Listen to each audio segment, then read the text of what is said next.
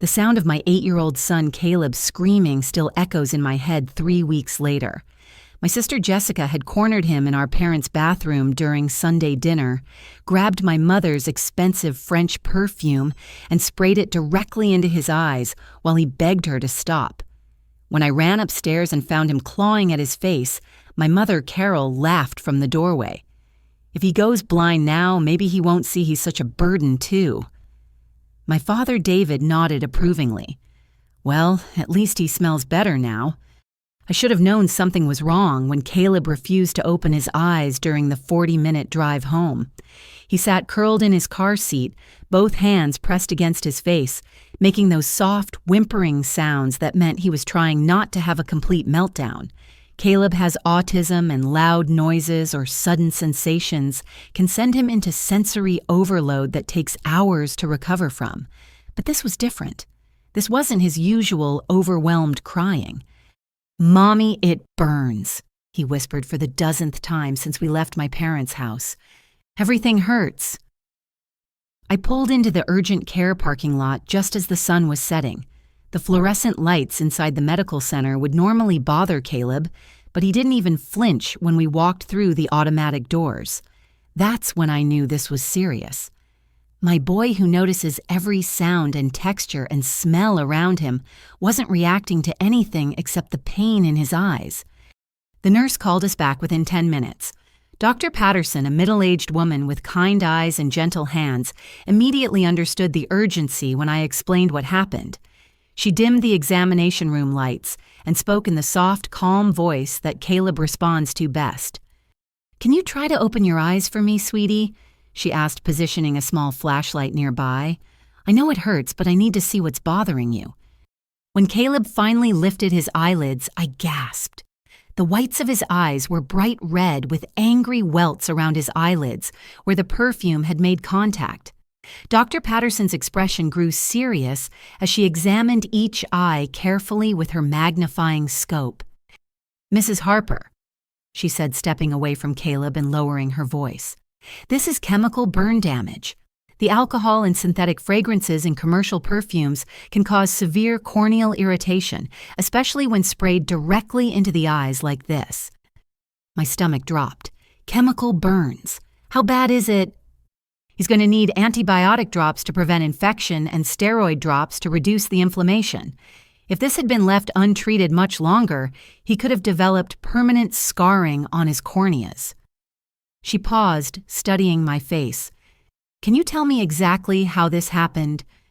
I found myself explaining the whole humiliating scene. How Jessica had followed Caleb upstairs when he got overwhelmed by the dinner conversation and needed a quiet space. How she'd trapped him in the bathroom and deliberately sprayed the perfume while he covered his face and begged her to stop. How my parents had watched it happen and laughed. Dr. Patterson's jaw tightened as I spoke.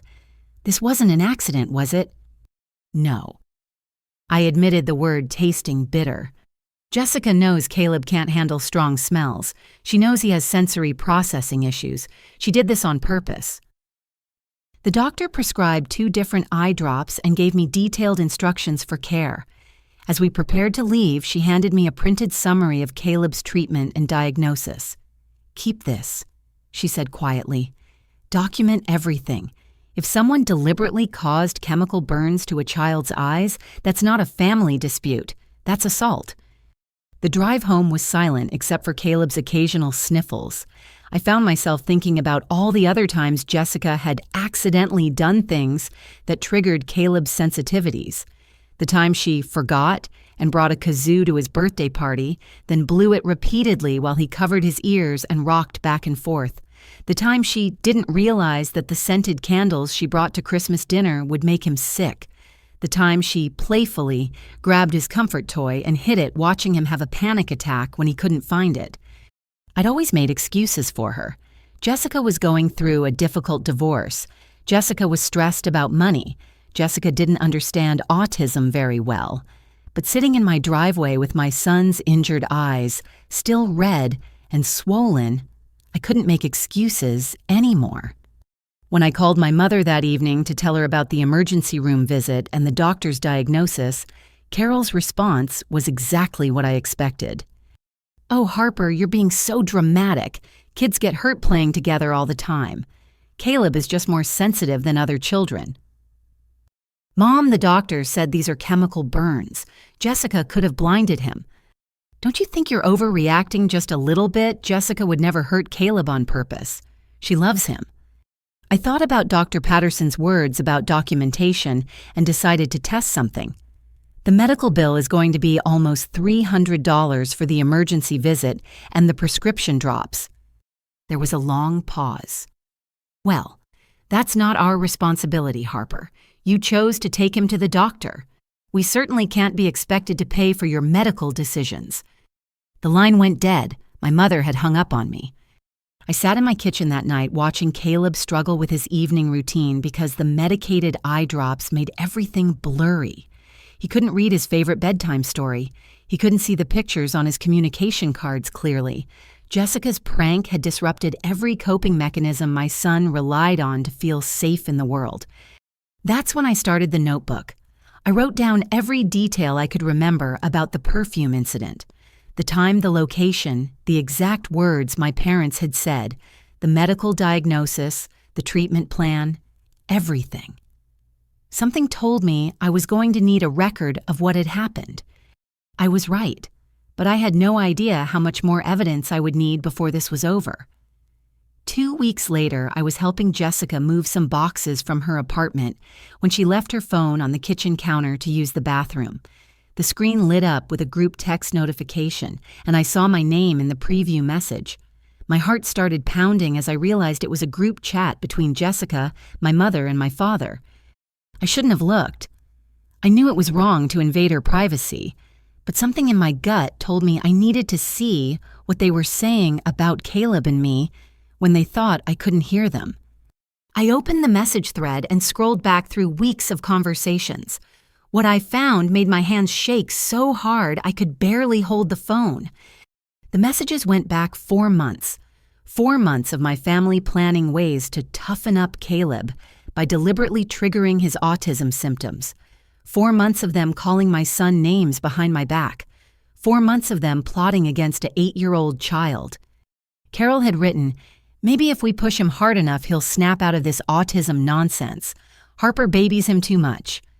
David had replied, "Hide his noise-canceling headphones at the next gathering. Force him to deal with normal sound levels like other kids." Jessica had sent, "I tried the scented candle thing at Christmas.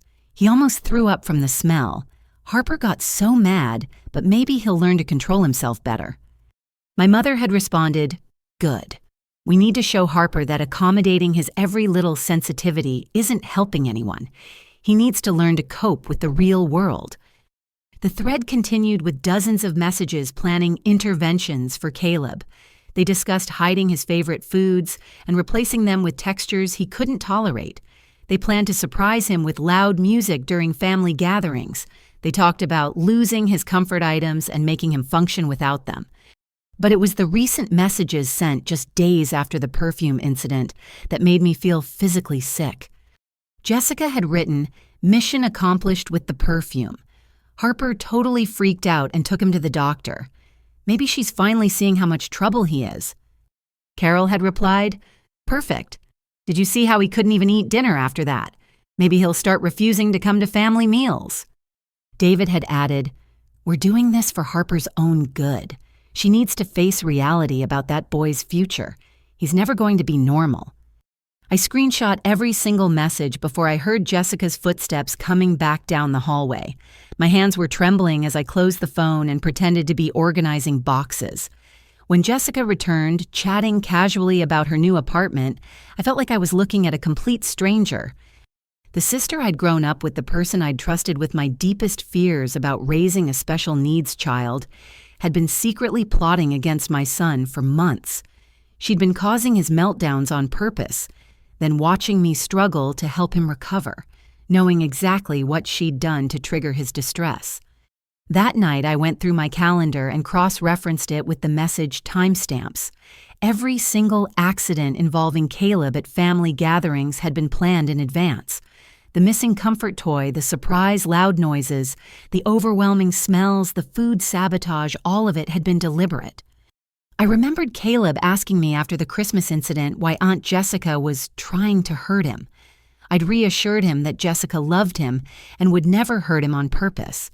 I told him he was being too sensitive, that he needed to try harder to get along with family. I had gaslighted my own child to protect the people who were abusing him. The guilt was overwhelming, but it was also clarifying. I finally understood what I was dealing with.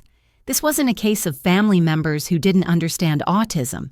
This wasn't about them being insensitive or needing education about Caleb's needs. This was a coordinated campaign of abuse designed to break down my son's coping mechanisms and make him appear more difficult than he actually was. But why? What could they possibly gain from making Caleb suffer? I didn't have to wait long to find out. I decided to visit my parents under the pretense of wanting to work things out. I brought Caleb with me, but this time I came prepared.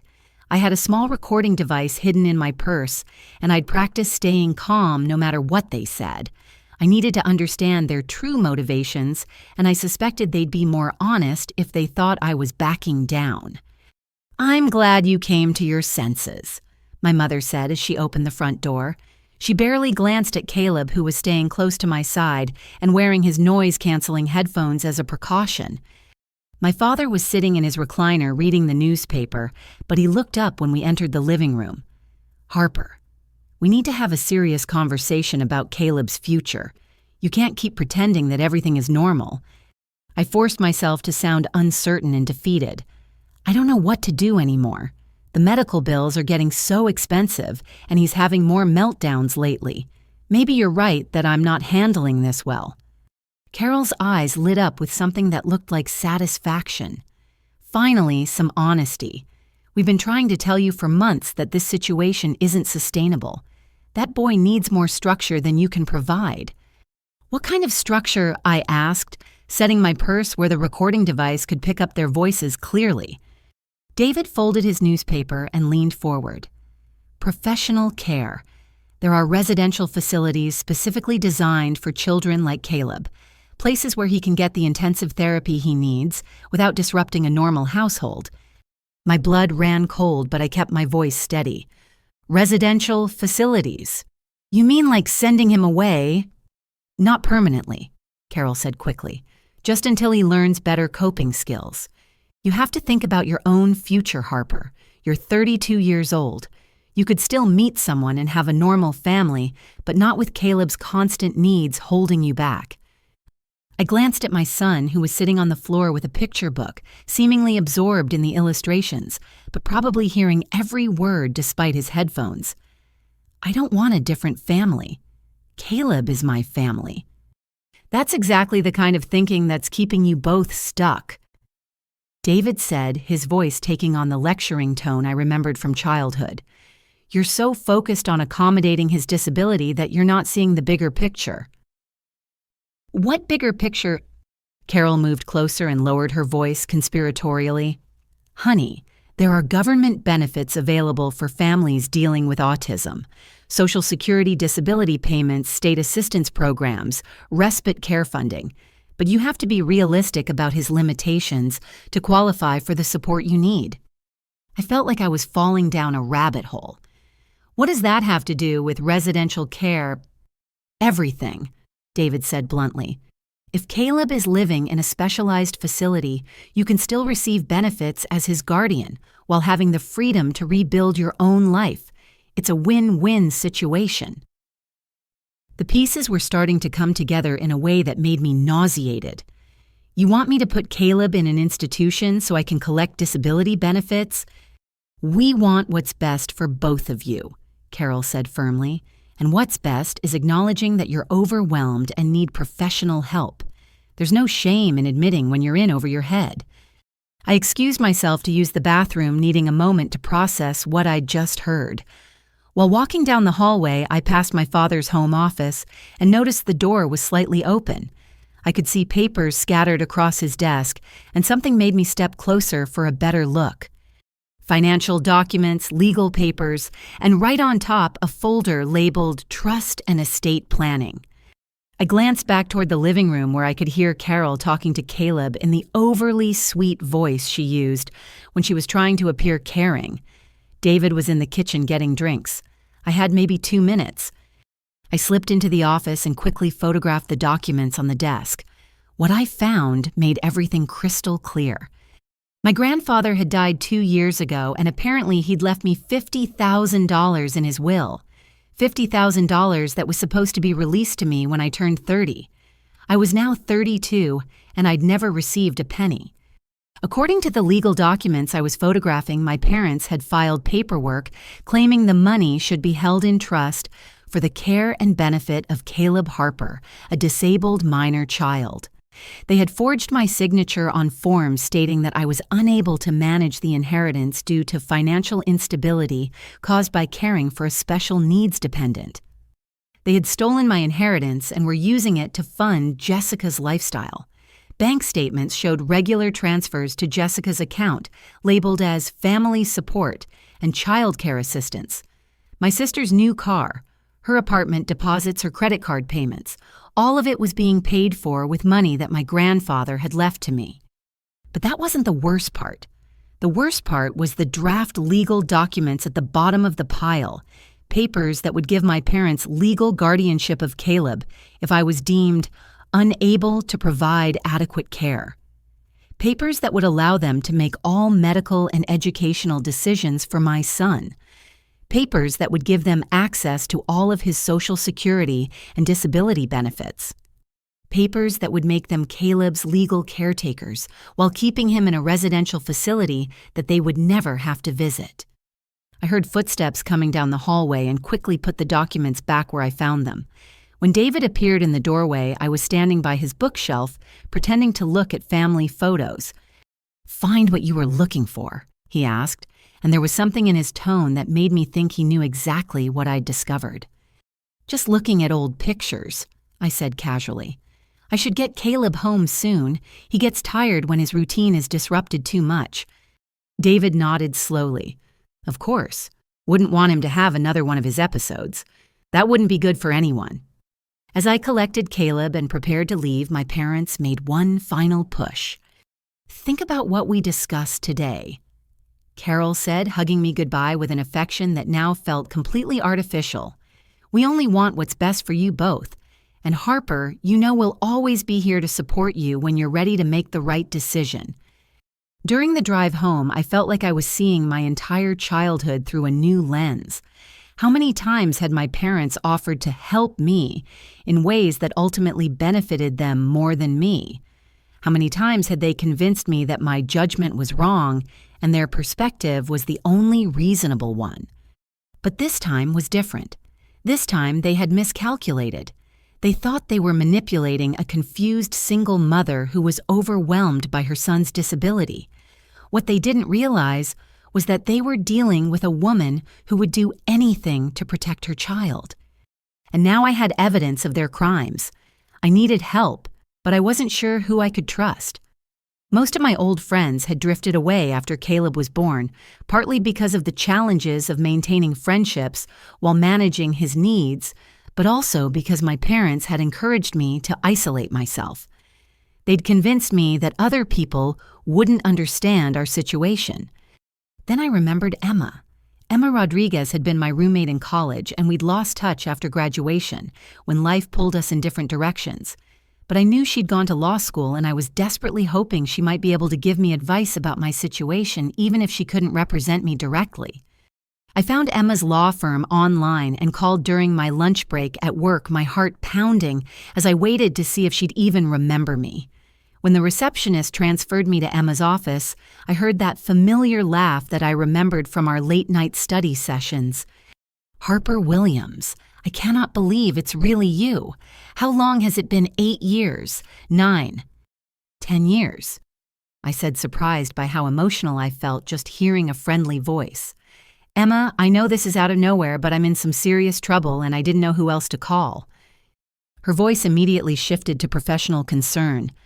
"What kind of trouble are you safe right now?" I gave her a brief overview of the situation: Caleb's autism, my family's escalating abuse, the Perfume incident, the text messages I'd discovered, and the financial fraud I'd uncovered. Emma listened without interrupting, occasionally asking clarifying questions that showed she was taking detailed notes. "Harper, this is much more serious than you might realize," she said when I finished explaining. "What you're describing constitutes multiple criminal charges: child abuse, conspiracy, financial fraud, identity theft. And that's just what you've told me so far." I felt a mix of relief and terror. Relief that someone finally believed me and understood the severity of the situation. Terror because the legal implications were bigger than I'd imagined. "The thing is," Emma continued, "I specialize in family law. This is exactly the kind of case I handle. And if you're comfortable with it, I'd like to represent you pro bono. Cases like this are why I went to law school in the first place." Emma explained that she'd gone into family law after witnessing similar dynamics in her own extended family. She'd seen how financial abuse and emotional manipulation could destroy families, and she dedicated her career to helping victims fight back through legal channels. "The first thing we need to do is gather all the evidence you have and organize it properly for both criminal and civil proceedings," she said. "Can you come to my office tomorrow evening? Bring everything: the medical records, the photographs of the documents, screenshots of the text messages, anything and everything." That night, I created a comprehensive file with every piece of evidence I'd collected.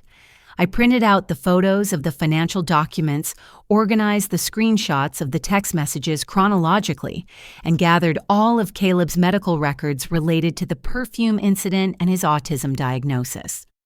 When I met Emma at her law office the next evening, I was amazed by how seriously she took everything. She reviewed each piece of evidence, methodically making notes and asking detailed questions about timelines and relationships. "Harper, this case is even stronger than I thought," she said after reviewing everything. "Your parents have committed fraud on multiple levels. They stole your inheritance. They forged your signature on legal documents, and they've been filing false reports about your parenting to various agencies." My heart stopped. "What false reports?" Emma had run a background check on our family situation and discovered something I'd been completely unaware of. "Your mother has been calling social services monthly for the past 6 months, filing complaints about your care of Caleb. She's been telling them that you neglect his medical needs, that you're financially unstable, and that you're emotionally abusive." I felt like the room was spinning. "But that's not true. None of that is true." "I know that, and we can prove it. But Harper, their goal is clear now. They've been building a case to have Caleb removed from your care so they can obtain legal guardianship. That would give them access to his disability benefits, your inheritance, and complete control over his placement." Emma explained the legal strategy my parents had been using. By filing repeated complaints with social services, they were creating a paper trail that made me appear to be an unfit mother. By stealing my inheritance and claiming financial instability, they were building evidence that I couldn't provide for Caleb's needs. By deliberately triggering his autism symptoms at family gatherings, they were creating situations where he appeared more severely disabled than he actually was. They were planning to use the Perfume incident as evidence that you left Caleb unsupervised with someone who might harm him, Emma said. Jessica was going to testify that she was trying to help him with hygiene issues and that his extreme reaction proved he needed more professional care than you could provide. The scope of their manipulation was breathtaking. They hadn't just been abusing Caleb for their own entertainment, they'd been systematically building a legal case to take him away from me. "But we can stop them," Emma said firmly. "We have evidence of their conspiracy, proof of the financial fraud and medical documentation that contradicts their claims about your parenting. We can file criminal charges and civil suits simultaneously." She explained that the case would likely attract attention from the state attorney general's office, since financial fraud involving disability benefits and inheritance theft were priorities for prosecution. I might not be the only victim of my parents' manipulative tactics. "There's something else," Emma said as we prepared to end the meeting.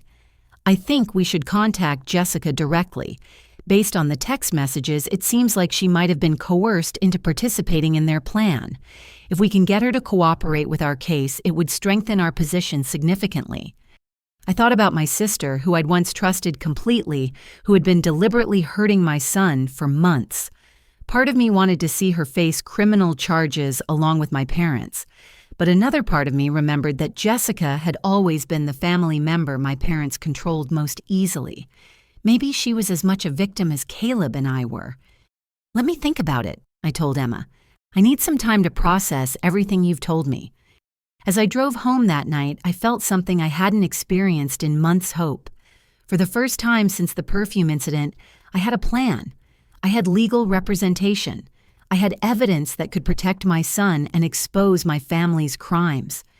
But most importantly, I finally understood that I wasn't crazy, I wasn't overreacting, and I wasn't alone.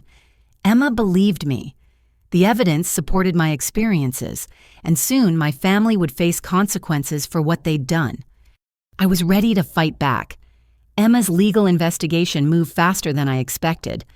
3 days after our initial meeting, she called me with news that made my stomach drop. "Harper, I need you to sit down for this. I've been digging into the social services reports your mother filed, and the situation is worse than we thought." I was at work, but I found an empty conference room and closed the door. "How much worse?" "Your mother hasn't just been calling social services monthly. She's been systematically building a case file that spans 8 months.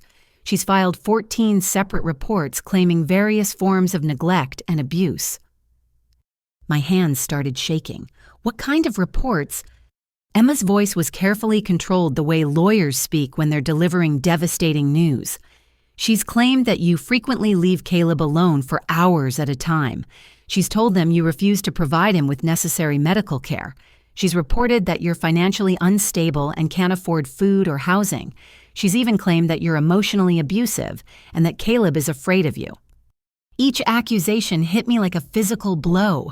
But none of that is true. I have records proving all of that is false. "I know, and will use those records. But Harper, there's more. Social Services has been conducting what they call wellness checks at your address.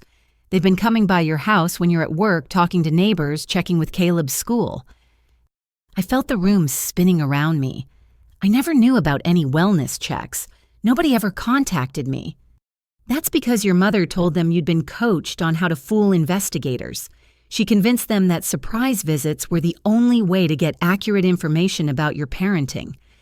Emma explained that Carol had been incredibly strategic in her approach. She'd started with minor complaints that seemed credible, then gradually escalated to more serious allegations. She'd provided specific dates and times for incidents that supposedly occurred, creating the illusion of detailed first-hand knowledge. "But here's the thing that really concerns me," Emma continued. "Social Services has scheduled a formal investigation meeting with you for next Friday. They were planning to inform you tomorrow." My blood ran cold. "What kind of meeting?" "The kind where they determine whether Caleb should be removed from your care while they conduct a more thorough investigation. Harper, if we hadn't discovered this now, you could have lost custody of Caleb by next weekend." I sat in stunned silence, trying to process the timeline. My family had been planning this for months. While I was struggling to help Caleb recover from their deliberate abuse, they were simultaneously building a legal case to take him away from me permanently. "There's something else," Emma said gently. "I think I know why they've accelerated their timeline. I found some financial documents that suggest your father has been researching legal guardianship procedures and disability benefit regulations." She explained that David had been systematically studying how to gain legal control over disabled dependents. He downloaded guides about guardianship applications, researched residential care facilities, and calculated potential monthly income from combining Caleb's Social Security benefits with state assistance programs. "They've been treating this like a business plan," Emma said. "Your son isn't their grandson to them. He's a revenue stream they want to control."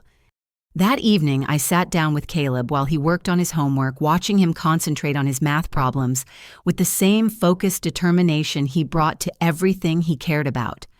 His eyes had healed completely from the perfume burns, but he still flinched whenever someone approached him too quickly. Jessica's attack had left invisible wounds that were taking much longer to recover from. "Mommy, why does Grandma call those people about me?" he asked without looking up from his worksheet. I froze. "What people, sweetheart?" "The people who ask questions about if you take care of me good. Mrs. Johnson next door told me that a lady comes sometimes and asks about you." My heart broke a little more. Even our neighbor had been drawn into my mother's web of lies, probably thinking she was helping a concerned grandmother gather information about her daughter's parenting. "What did Mrs. Johnson tell the lady?" I asked, trying to keep my voice calm. Caleb finally looked up at me with those serious eyes that seemed too old for his 8-year-old face. "She told her that you're the best mommy in the whole neighborhood and that you take care of me better than anybody. She said the lady seemed mad about that answer." I hugged Caleb tightly, overwhelmed by gratitude for neighbors who'd seen through my mother's manipulation and anger that my son had been aware of surveillance he shouldn't have had to endure. That night, I called Emma with an update about what Caleb had shared. She took detailed notes about Mrs. Johnson's interactions with the social services investigator, explaining that neighbor testimonies could be crucial evidence in our favor. "Harper, I think it's time to contact the investigator directly and request a meeting before their scheduled interview," Emma said. "We need to get ahead of this situation and present our evidence before they make any decisions based on your mother's false reports." She arranged for me to meet with Detective Williams, a specialist in family fraud cases, and Social Services Supervisor Patricia Martinez the following morning. Emma would be there to represent me, and we'd present all the evidence of my family's conspiracy at once. "This is going to be overwhelming," Emma warned me. "You're going to learn things about your family's criminal behavior that will be difficult to process. But remember, every piece of evidence we uncover makes your case stronger and protects Caleb more effectively." As I prepared for the meeting, I realized that my family's greatest mistake had been underestimating me. They'd assumed I would never discover their plan, never fight back, never find the resources to defend myself and my son. They'd counted on me remaining the passive, overwhelmed single mother they'd been conditioning me to be for years. They were about to discover how wrong they'd been. I decided to meet with Jessica before the official investigation meeting. I needed to understand her role in the conspiracy, and Emma thought there might be a chance she'd cooperate with our case if she understood the serious legal consequences she was facing. I arranged to meet Jessica at the coffee shop where we used to study together in high school, hoping the familiar setting might encourage honesty between us. When she arrived, she looked nervous in a way I'd never seen before. Her usual confident demeanor was replaced by something that looked almost like guilt. "Harper, I'm glad you called," she said, settling into the booth across from me. "I've been wanting to talk to you about what happened with Caleb." I decided to start with a direct approach. "I know about the text messages, Jessica. I saw the group chat with Mom and Dad." Her face went completely white.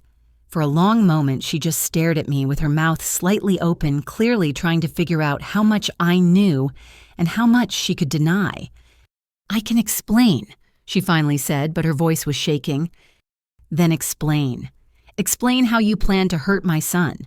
Explain how you coordinated with our parents to abuse an 8-year-old child. Explain how you thought that was acceptable." Jessica started crying, which surprised me. In all the years we'd been sisters, I'd rarely seen her show genuine emotion. She was usually so controlled, so manipulative in her interactions with everyone around her. "Harper, you don't understand. I never wanted to hurt Caleb. I love him." "You have a funny way of showing love," I said, pulling out my phone and opening the screenshots of her text messages. "You wrote that you were happy he almost threw up from the scented candles. You bragged about making him have a panic attack." Jessica looked at the phone screen and her crying intensified. "They made me do it. Mom and Dad, they threatened me." "Threatened you? How?" "You know, I've been struggling since my divorce. I lost my apartment, I couldn't find steady work, my credit cards were maxed out. Mom and Dad were the only reason I wasn't homeless." She explained that our parents had been supporting her financially for almost a year, but their help came with conditions. Carol and David had convinced her that I was damaging Caleb by enabling his disability, and that they needed evidence to prove I was an unfit mother. They said you were hurting him by not getting him proper treatment. They said he needed professional care that you couldn't afford, and that the family had to intervene before you ruined his whole life. I stared at my sister, trying to understand how she could have believed such obvious lies. Jessica, you've seen how I care for Caleb. You've seen how much I love him and how hard I work to give him everything he needs. I know, but they made it sound like love wasn't enough.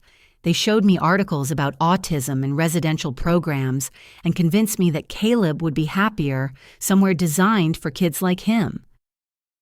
Jessica revealed more details about our parents' manipulation tactics. They'd told her that my refusal to consider institutional care was selfish, that I was prioritizing my own emotional needs over Caleb's development.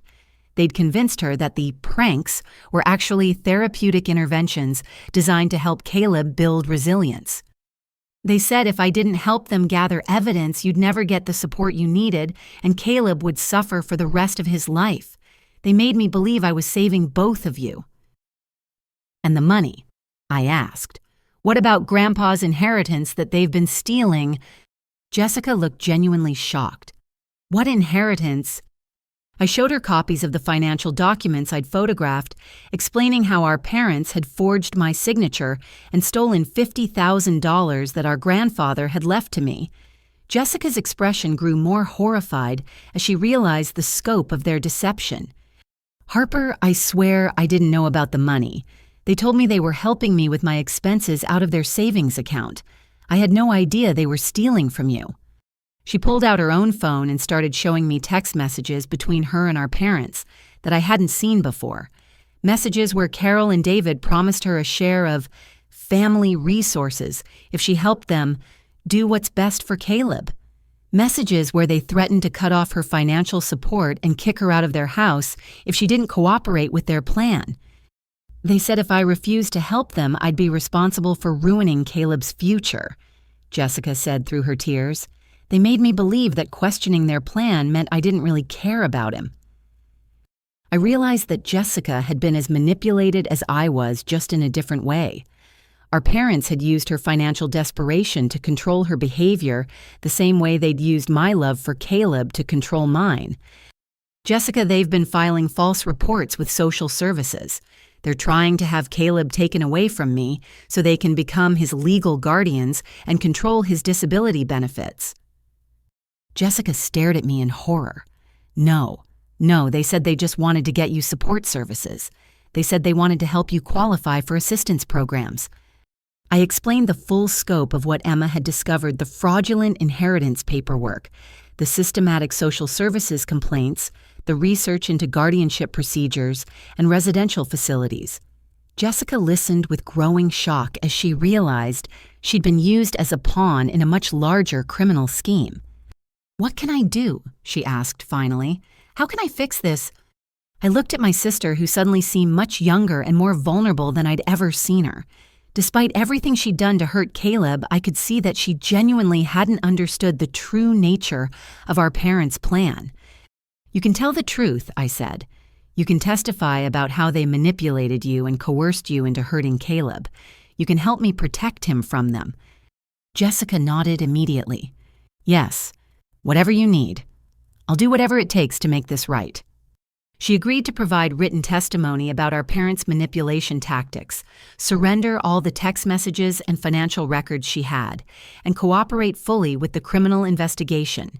In exchange, Emma would try to negotiate immunity for her role in the conspiracy.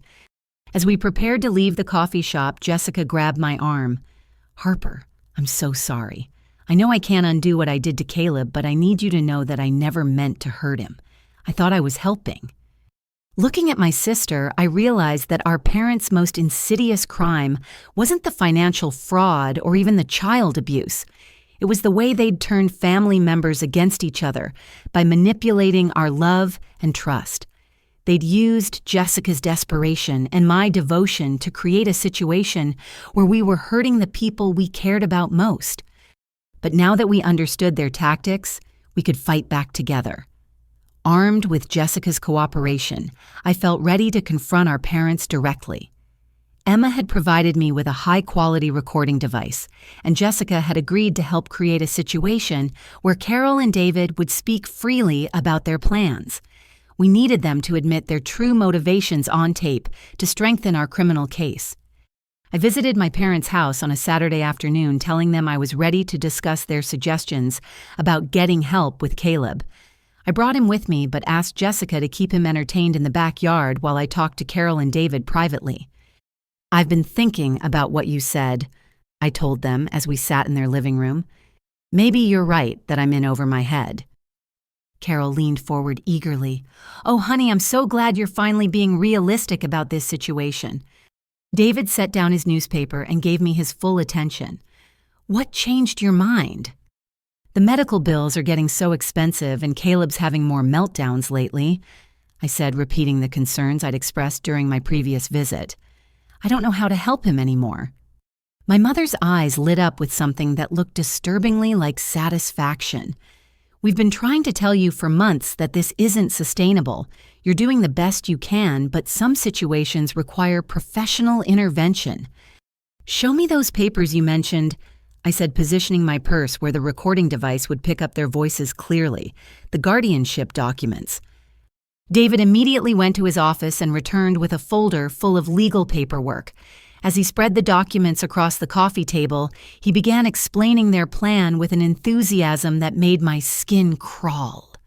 "These forms would transfer legal guardianship of Caleb to your mother and me temporarily, just until he can be placed in an appropriate residential facility.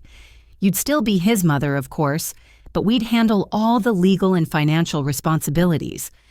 "What kind of financial responsibilities?" I asked, though I already knew the answer. Carol jumped in eagerly. "Honey, there's so much government assistance available for families dealing with autism, but you have to know how to navigate the system. We've been researching the programs, and Caleb could qualify for substantial monthly benefits." "How substantial?" David pulled out a calculator and started showing me figures. "Between Social Security disability state assistance, Medicaid coverage, and residential care funding, we're looking at approximately $4,000 per month in combined benefits." I felt sick listening to them discuss my son like a financial investment, but I forced myself to sound interested. "That seems like a lot of money." "It is," Carol said. "And honestly, Harper, you've never been good with finances. Remember how you struggled with student loans? We'd make sure every penny goes toward Caleb's care and your future stability." "My future stability?" Carol moved closer and lowered her voice conspiratorially. "Sweetheart, you're 32 years old. You could still meet someone and have a normal family, but not with Caleb's constant needs holding you back." David nodded approvingly. "The residential facilities we're looking at are excellent. Caleb would get professional care around the clock, and you could visit whenever you want. You'd have your life back." I realized they were describing their perfect scenario. Caleb institutionalized, but generating income they could control me, isolated and financially dependent on them and themselves, in complete legal control of both our lives. "But what if I change my mind later?" I asked.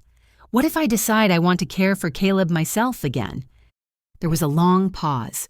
Carol and David exchanged a look that made me understand I'd asked the wrong question. "Harper," my mother said finally, "once Caleb is in professional care and you've rebuilt your life, I don't think you'll want to go backward. You'll see how much better things can be when you're not constantly stressed about his needs." David was more direct. "The legal arrangements would be permanent. Guardianship transfers aren't temporary decisions." I felt like I was staring at strangers. These people who I'd called mom and dad for 32 years were calmly explaining how they planned to take my son away from me forever, while convincing me it was for my own good. "Can I ask you something?" I said, trying to keep my voice steady. "Do you actually care about Caleb, or is this all about the money?" Another pause, another exchange of looks. "Of course we care about Caleb. Carol said, but her voice lacked conviction. "We want what's best for him." "But you have to be realistic," David added. "That boy is never going to have a normal life. He's never going to be independent. He's never going to contribute anything meaningful to society. At least this way, his disability can provide some benefit to the family." The words hung in the air like poison. I stared at my father, who had just described my beautiful, intelligent, loving son as worthless except for his monetary value. "What about me?" I asked quietly. "Do you care about me?" Carol reached over and patted my hand with artificial sympathy. "Honestly, sweetheart, we never thought you'd be a good mother anyway. You were always too emotional, too impulsive. We were worried when you got pregnant, but we hoped you'd grow into the responsibility. Instead, you had a special needs child that you can't handle properly," David continued. "But that's not entirely your fault. Some people just aren't cut out for parenting, especially challenging situations like autism." I realized they were saying out loud what they'd probably thought about me for years. In their minds, I was incompetent. Caleb was defective, and both of us existed primarily to serve their financial interests. "At least with Caleb's condition, there's finally some benefit to your mistakes," David said casually, as if he was discussing the weather. Carol nodded. "You've always been selfish and impractical, but now you can finally contribute something useful to the family." I excused myself to use the bathroom, needing a moment to process what I'd just heard. My parents had admitted on tape that they viewed both Caleb and me as burdens who could finally serve a purpose by generating income they could control. When I returned to the living room, they were discussing residential facilities they'd already contacted. "We've narrowed it down to 3 options," Carol was telling David. "The one in Phoenix has the lowest monthly fees, which would maximize the benefit differential." "What about visiting policies?" David asked. "Supervised visits twice a month," Carol replied. "Perfect for maintaining the appearance of family involvement without too much actual responsibility." I listened to them plan my son's institutionalization like they were discussing vacation destinations. They had researched facilities based on cost efficiency rather than quality of care, and they'd chosen options that would minimize their obligation to actually visit or maintain relationships with Caleb. As I prepared to leave with my son, my parents made one final push. "Think seriously about what we've discussed today," Carol said, hugging me with an affection that now felt completely revolting. "This is your chance to finally have the life you deserve." David handed me the guardianship papers. "Take these home and review them. We can meet with a lawyer next week to make it official." During the drive home, Caleb asked me why Grandma and Grandpa always made me sad. "They don't make me sad, sweetheart." I told him, though it wasn't entirely true. "Yes, they do," he said with the directness that autism sometimes provided. "You always cry in the car after we see them." I realized that even at 8 years old, Caleb had been aware of the emotional impact these visits had on me. He'd been watching me struggle with my family's manipulation without understanding the full context, but sensing that something was wrong. "You're right," I admitted. "Sometimes grown-ups don't treat each other very nicely, and that makes me sad." "Are we going to keep seeing them?" he asked. I looked at my son in the rearview mirror, so serious and thoughtful, and realized I finally had a clear answer. "Not anymore, baby. We're done with people who don't treat us with kindness." That night, I reviewed the recordings with Emma. We had everything we needed to file criminal charges and protect Caleb from further harm. My parents had condemned themselves with their own words, revealing motivations so callous and manipulative that no jury would sympathize with them. But more importantly, I finally understood that the family I'd been trying to preserve never actually existed.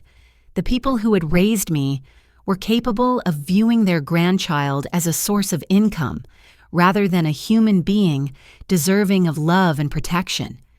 I was ready to build a real family for Caleb, one based on genuine care, rather than manipulation and control. Emma called me the following Monday morning with news that would change everything about our case. "Harper, I need you to come to my office this afternoon. I've been contacted by the State Attorney General's office, and there are some developments you need to know about immediately." Her tone was serious but excited, which confused me. Is that good news or bad news? It's complicated, but I think it's very good news for you and Caleb. When I arrived at Emma's office that afternoon, I was surprised to find 2 additional people waiting with her. A woman in a business suit who introduced herself as Assistant Attorney General Linda Chen, and a man who handed me a badge identifying him as Detective Mike Rodriguez from the State Fraud Investigation Unit. Mrs. Harper. Assistant Attorney General Chen began, "Your case has come to our attention as part of a larger investigation we've been conducting into disability benefit fraud and elder financial abuse. Your evidence suggests that your parents may be part of a pattern of criminal activity that extends well beyond your immediate family." Detective Rodriguez opened a file folder and spread several documents across Emma's conference table. "We've been investigating a network of cases involving grandparents who manipulate family situations to gain control over disability benefits, inheritance funds, and guardianship rights. Your parents' names have appeared in connection with 3 other families experiencing similar circumstances." My heart started racing. Other families? Families where grandparents have filed false social services reports, stolen inheritance money, and attempted to gain guardianship of grandchildren with disabilities, Chen explained. "The pattern is remarkably consistent across cases." Detective Rodriguez showed me police reports from other jurisdictions, where Carol and David Harper had been mentioned as concerned family members or character witnesses in guardianship proceedings. In each case, parents of disabled children had suddenly faced financial difficulties, social services investigations, and pressure from extended family to consider residential care options. "We believe your parents have been operating as part of an informal network that shares information about exploiting disability benefit systems," Chen said. "They may have been coaching other grandparents on how to replicate their tactics." Emma leaned forward. "What does this mean for Harper's case?" "It means that instead of prosecuting an isolated family dispute, we're looking at a complex criminal conspiracy that involves multiple victims and potentially federal charges," Chen replied. "We'd like to use Harper's evidence as the foundation for a much larger prosecution." Detective Rodriguez explained that my case was uniquely strong because of the comprehensive documentation I'd gathered. The recordings, photographs, text messages, and financial records provided evidence of criminal intent that was missing from other cases they'd investigated. "Most victims don't realize what's happening until after they've lost custody of their children," he said. "By then, the evidence is much harder to reconstruct. Your proactive approach to documenting their behavior gives us the strongest case we've seen." Assistant Attorney General Chen outlined how the expanded prosecution would work. Instead of local charges filed by Emma, the state would file criminal charges that could include federal conspiracy and fraud violations. This meant that my parents would face much more serious penalties if convicted, but it also meant the case would receive state resources and investigative support. "We'd like to coordinate the arrests with seizure of their assets to prevent them from hiding evidence or transferring money to avoid restitution," Chen said. "We believe they've been operating this scheme for several years and may have substantial hidden assets." Emma asked about the timeline for prosecution and how it would affect my immediate concerns about Caleb's safety. "We can expedite emergency protective orders that would prevent your parents from having any contact with Caleb or filing further reports with social services," Detective Rodriguez explained. "The criminal charges would be filed simultaneously with comprehensive asset freezing to recover your stolen inheritance." I felt overwhelmed by the scope of what they were describing. My family dispute had become part of a state-level criminal investigation involving multiple agencies and potentially federal charges. "Mrs. Harper," Chen said gently, "I know this is a lot to process, but I want you to understand that your courage in fighting back hasn't just protected your own son. You've helped us identify a criminal enterprise that has been devastating families across multiple counties. Detective Rodriguez showed me photos of other children who had been removed from their parents' care through similar manipulation schemes. Kids who were now in residential facilities while their grandparents collected their disability benefits. Kids who had been separated from loving parents based on fabricated evidence and false social services reports. Your case gives us the evidence we need to reunite those families and hold the perpetrators accountable, he said. Emma reviewed the timeline for moving forward. The state would coordinate arrests, evidence seizure, and asset freezing within the next 72 hours. Emergency protective orders would be filed immediately to prevent my parents from contacting me or Caleb. Criminal charges would be announced publicly, which might encourage other victims to come forward with similar experiences. "What about Jessica?" I asked. "She's agreed to cooperate and provide testimony." "Her cooperation will be crucial," Chen said. "We'll work out an immunity agreement in exchange for her testimony and evidence. Her willingness to admit her role and provide documentation of their manipulation tactics will strengthen the case significantly." As the meeting concluded, I realized that my decision to fight back had ripple effects I never could have anticipated. Other families would be reunited with their children. Other parents would recover stolen inheritance money. Other victims would see their abusers held accountable. Detective Rodriguez handed me his card and explained the security protocols for the next few days while they prepared for arrests. "Mrs. Harper, you should be proud of what you've accomplished. Most people in your situation never find the courage or resources to challenge this kind of systematic abuse. Your persistence has exposed a criminal network that might have continued destroying families for years." That evening, I sat with Caleb while he worked on a puzzle, watching him concentrate with the peaceful focus that had returned since we'd started limiting contact with my parents. He didn't know that within days, the grandparents who had been secretly plotting against him would be in jail. He didn't understand that his mother had been fighting a legal battle to protect him from people who saw him only as a source of income. All he knew was that he felt safer lately and that I seemed less stressed after family visits had stopped. "Mommy, are we going to see Grandma and Grandpa this weekend?" he asked without looking up from his puzzle. "No, sweetheart, we're going to be doing different things on weekends now." "Good," he said simply. "I like weekends better when it's just us." I realized that Caleb had been aware all along that something was wrong with our family dynamics. His autism hadn't made him less perceptive about emotional manipulation. If anything, his direct way of processing information had helped him understand that our family interactions weren't healthy long before I was ready to admit it. As I tucked him into bed that night, I felt a sense of anticipation I hadn't experienced in months. Tomorrow would bring the beginning of justice for everything we'd endured. But more importantly, it would bring the beginning of a life free from manipulation abuse and people who saw my son as anything less than the amazing child he was.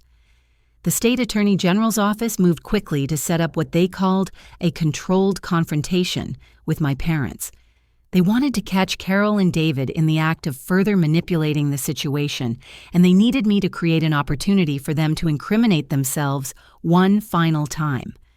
Detective Rodriguez explained the plan during a briefing at Emma's office. "We want you to call your parents and tell them you've decided to move forward with the guardianship arrangements. Tell them you want to meet this weekend to sign the papers and discuss Caleb's transition to residential care." Assistant Attorney General Chen added, "We'll have surveillance teams positioned around their house, and you'll be wearing both audio and video recording equipment. We need them to discuss their financial arrangements and guardianship plans on camera." Emma reviewed the legal protections in place for me and Caleb during this operation. Emergency protective orders were already prepared, and social services had been briefed on the true nature of my family's false reports. If anything went wrong during the confrontation, law enforcement was prepared to intervene immediately. "Are you comfortable with this approach?" Chen asked me. "I know it requires you to pretend to cooperate with people who have been abusing your son." I thought about all the children Detective Rodriguez had shown me, kids who were still separated from their families because my parents' criminal network had never been exposed. I thought about Caleb, who deserved to grow up free from people who saw him as a commodity rather than a beloved child.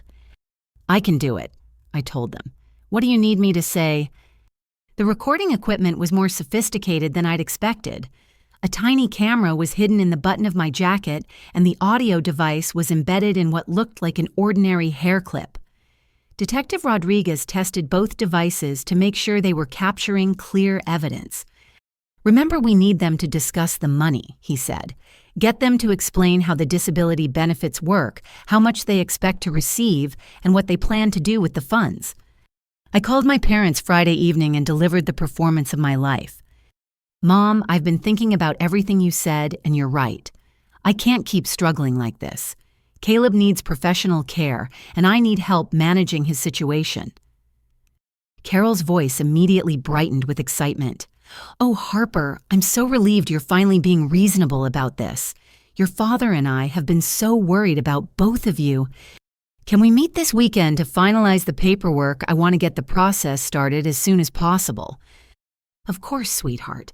Come for Sunday dinner and we'll go through everything together. Should we start looking at residential facilities this week?" "Yes," I forced myself to say. "I think that would be best for everyone." Sunday afternoon, I arrived at my parents' house with Caleb, who I'd told was going to play with Jessica in the backyard while I talked business with his grandparents. The surveillance teams were positioned, and I could see Detective Rodriguez's unmarked car parked discreetly down the street. Jessica met us at the door, and I could see the stress in her face as she realized this was the final confrontation that would send our parents to prison. She'd been briefed on her role in keeping Caleb occupied and safe, while I gathered the last pieces of evidence needed for prosecution. "Harper, come sit down," Carol said warmly as Jessica led Caleb outside to the swing set. "Your father has all the paperwork ready." David spread the guardianship documents across the kitchen table with obvious pride. "I've been working with a lawyer to make sure everything is legally binding," he said. "Once you sign these forms, we'll have full authority to make decisions about Caleb's care and placement." "How long does the process take?" I asked, positioning myself where the camera would capture both of them clearly. "The legal transfer can be completed within 2 weeks, Carol said. "We've already contacted the residential facilities we discussed, and there's an opening at the Phoenix location starting next month." I forced myself to sound interested rather than horrified. "Tell me more about how the financial arrangements work." David pulled out his calculator and started explaining their financial projections with the enthusiasm of someone discussing a successful business investment. Caleb's Social Security disability benefits will be approximately $1,200 per month. The state assistance programs add another $800. Medicaid covers all his medical expenses, and the residential facility fees are paid directly by the state program. "So how much actual money do we receive?" I asked. Carol leaned forward conspiratorially. "After the facility fees are paid, we're looking at approximately $1,500 per month in surplus benefits, plus your inheritance money, which we've been managing carefully." "What inheritance money?" "Your grandfather's trust fund," David said casually. $50,000 that we've been investing on your behalf. We thought it was better to let us handle the finances rather than have you spend it impulsively." I felt the camera recording their casual admission of felony inheritance theft, but I forced myself to stay calm and continue gathering evidence. "That seems like a lot of money to manage," I said. "How will you make sure it goes toward Caleb's care?" Another exchange of looks between my parents. Another moment where they revealed their true intentions without realizing they were condemning themselves. "Well, Caleb's care will be covered by the state programs," Carol said slowly. "The additional funds would go toward family expenses related to managing his situation." David was more direct. "Harper, once Caleb is in professional care, you'll need to rebuild your life. That money will help support you while you get back on your feet." "What if I want to visit him regularly?" "The facility allows supervised visits twice a month," Carol said.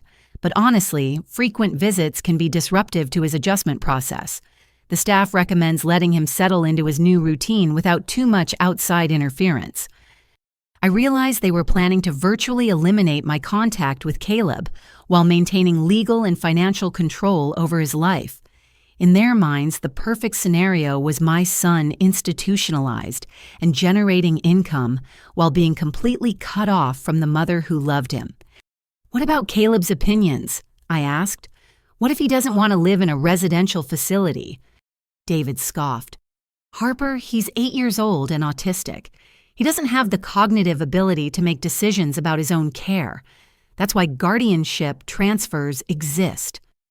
"He seems happy living with me," I said carefully.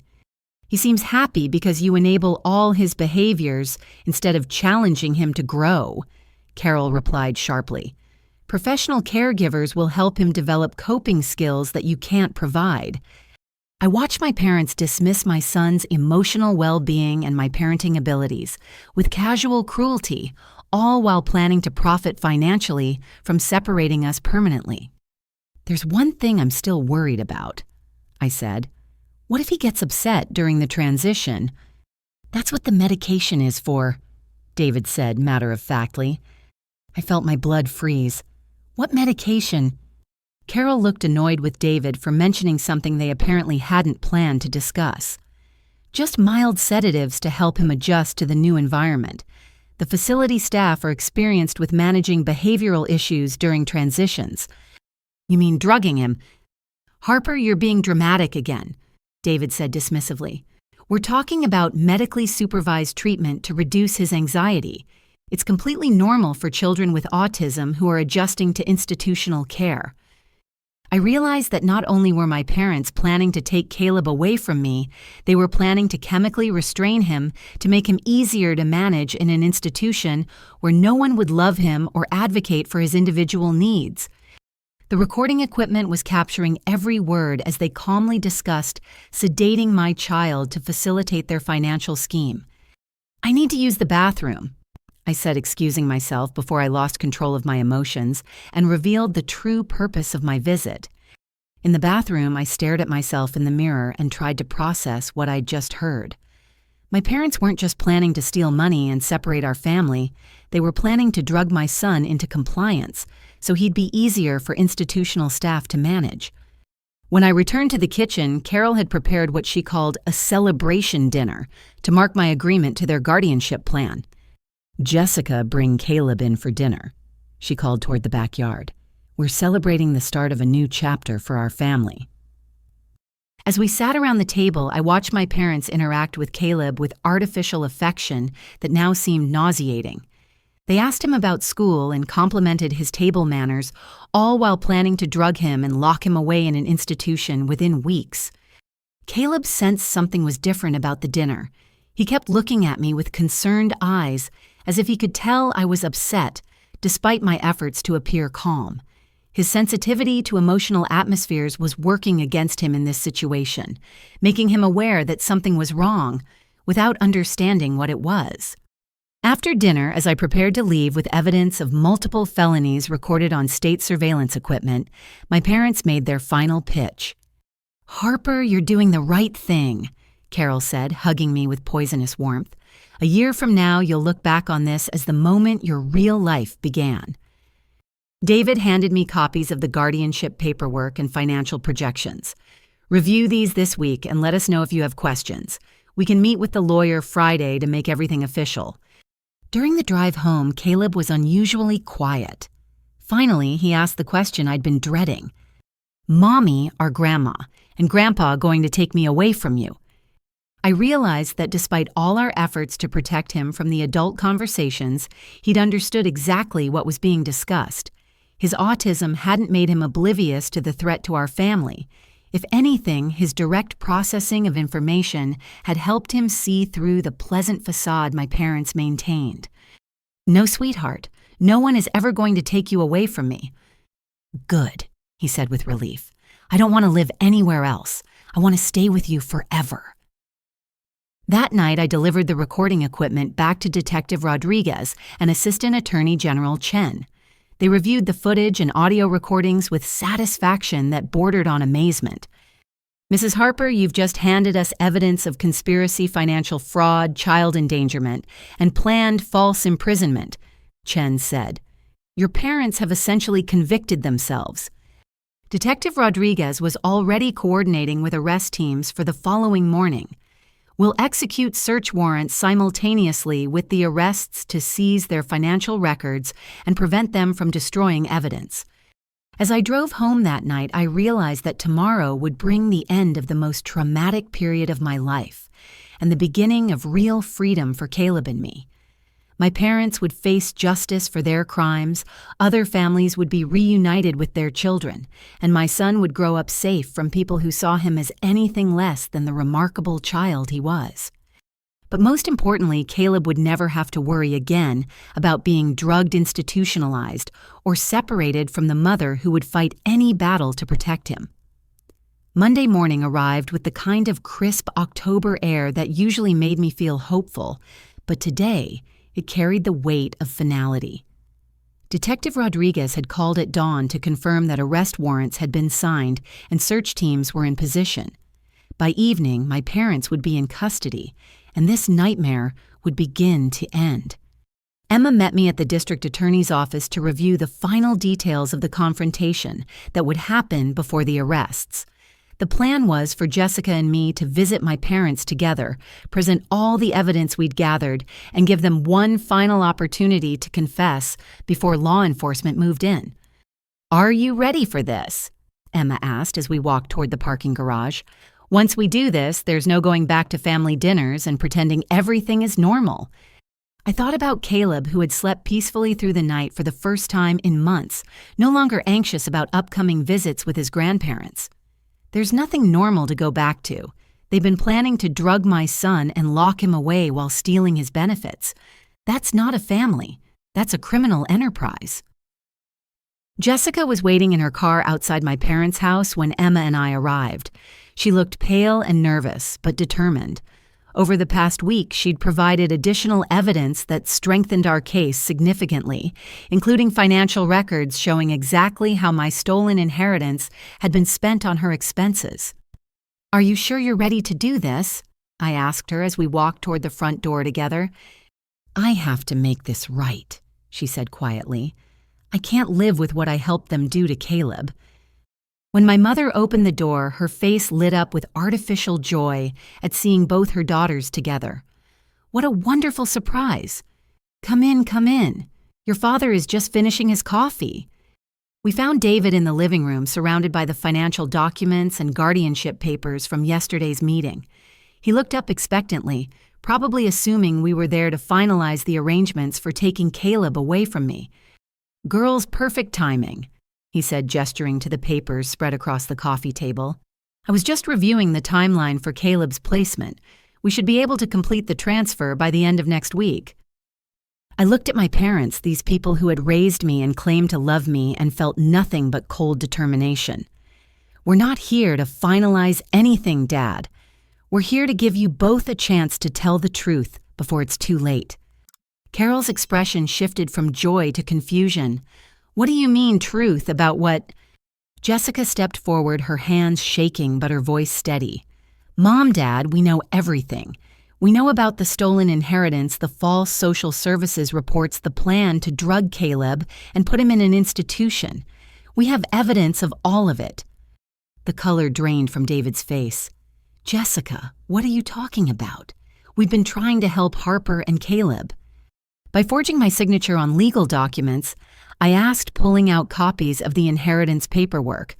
By filing false reports with social services claiming I'm an abusive mother, by researching how much money you could make from Caleb's disability benefits. Carol immediately went on the defensive, her voice rising to the sharp tone I remembered from childhood arguments. "Harper, you're being paranoid and dramatic as usual. Everything we've done has been to help you manage a situation you clearly can't handle. Help me by stealing $50,000 from Grandpa's will. Help me by planning to have my son sedated in a residential facility while you collect his benefits." David stood up abruptly, his face flushing red with anger. "Now you listen to me, young lady. We have sacrificed for years to support you and that boy. We've put up with his tantrums, his special needs, his constant demands for accommodation. If there's finally a way for this family to benefit from all the trouble he's caused, we're going to take it." The mask was completely off now.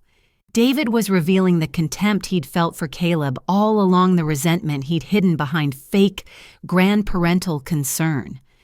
"Caleb isn't trouble," I said firmly. "He's an 8-year-old child who deserves to be loved and protected, not exploited for financial gain."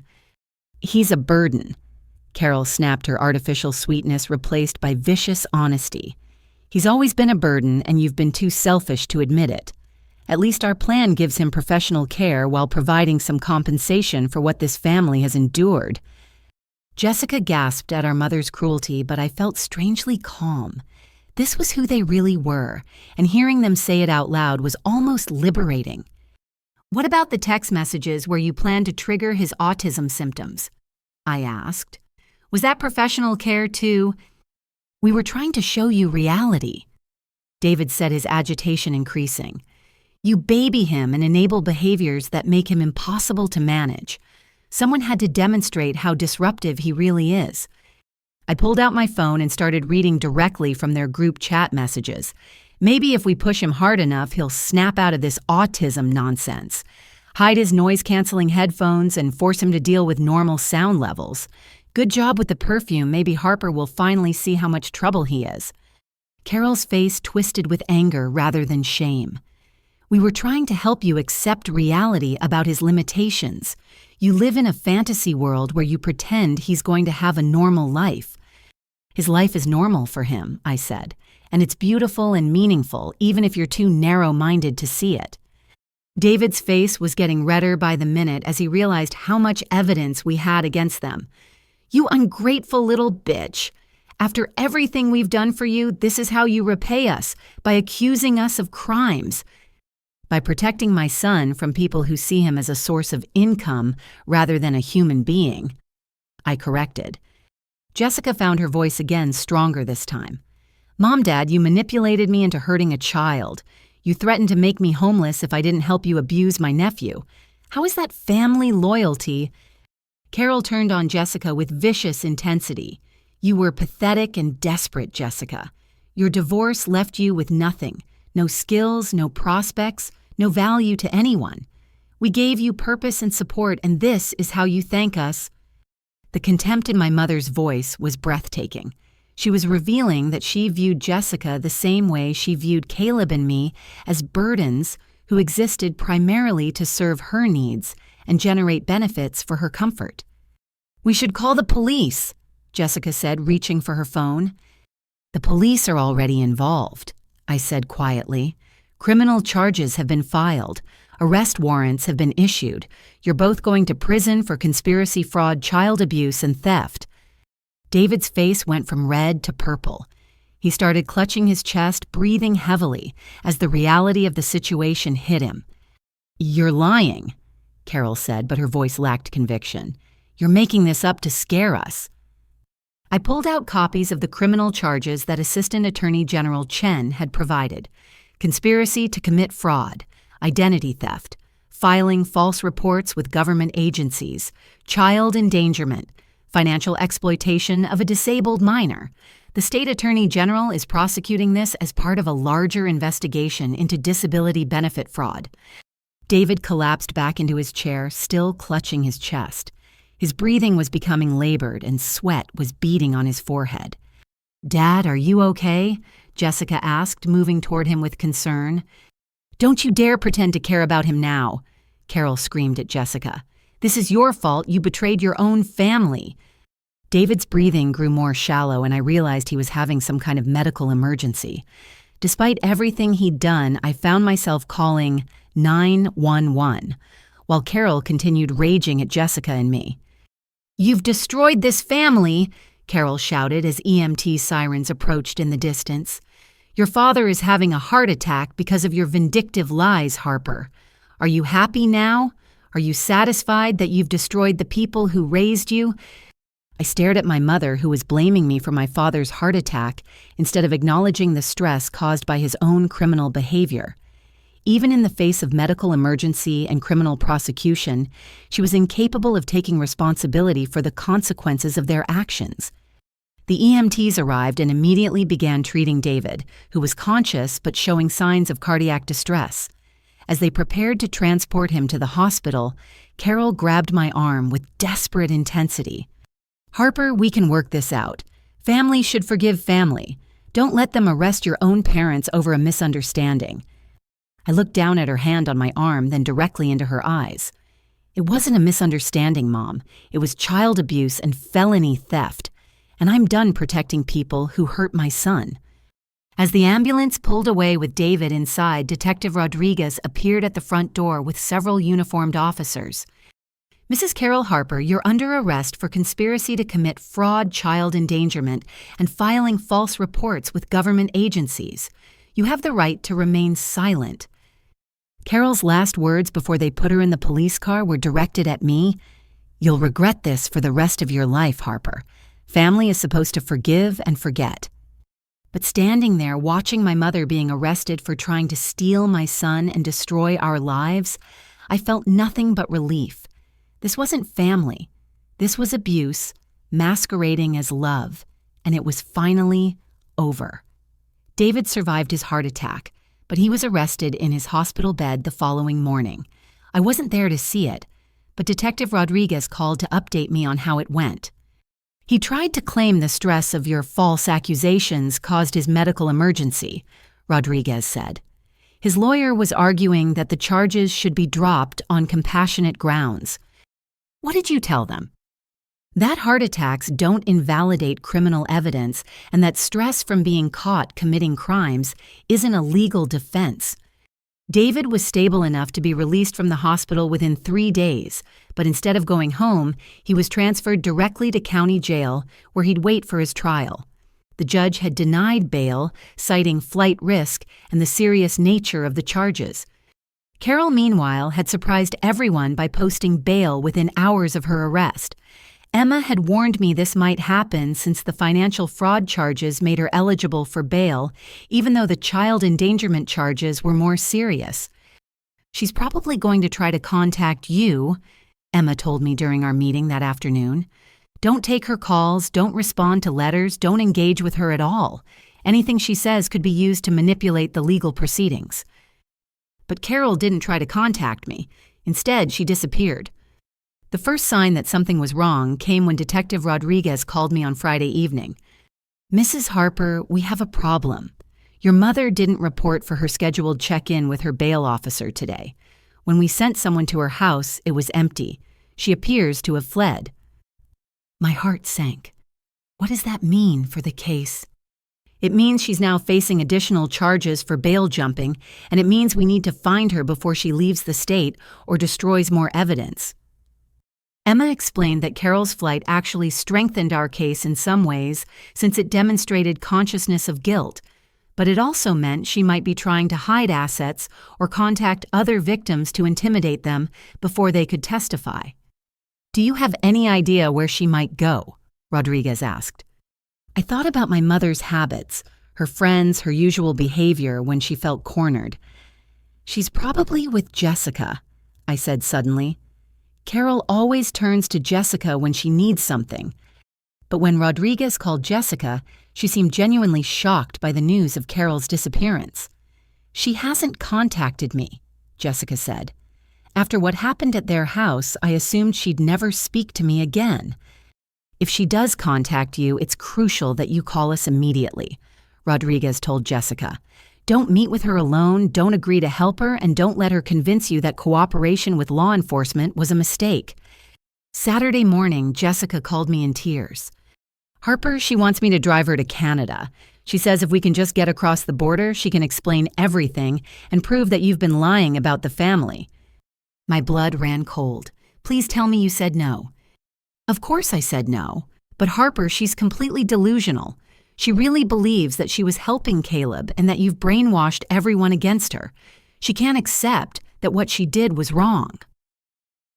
Jessica explained that Carol had called her from a truck stop outside the city, claiming that the criminal charges were based on Harper's lies, and that fleeing the country was the only way to avoid being railroaded by a corrupt legal system.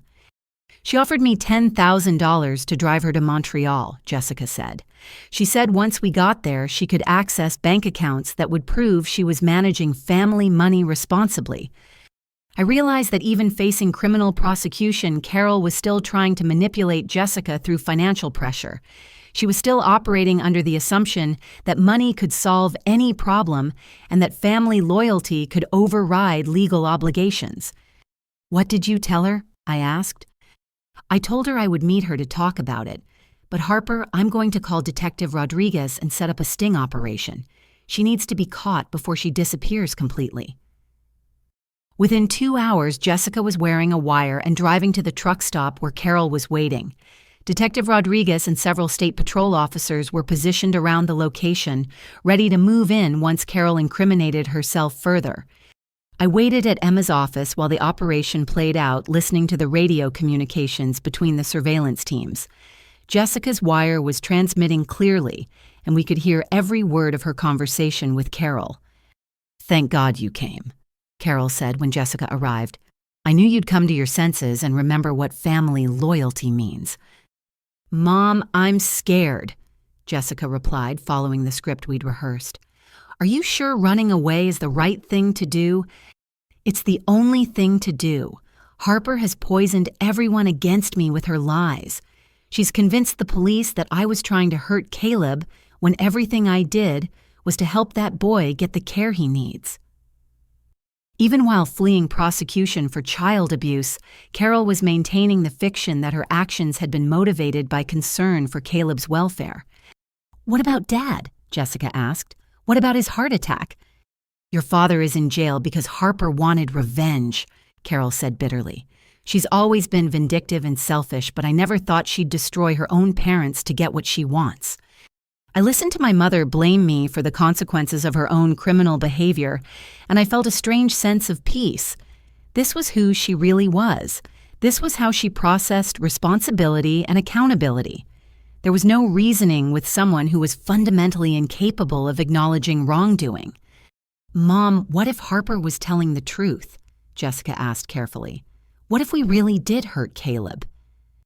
"Jessica, don't let her brainwashing affect you, too. That boy needed structure and discipline. He needed to learn how to function in the real world instead of being babied and enabled. We were doing him a favor."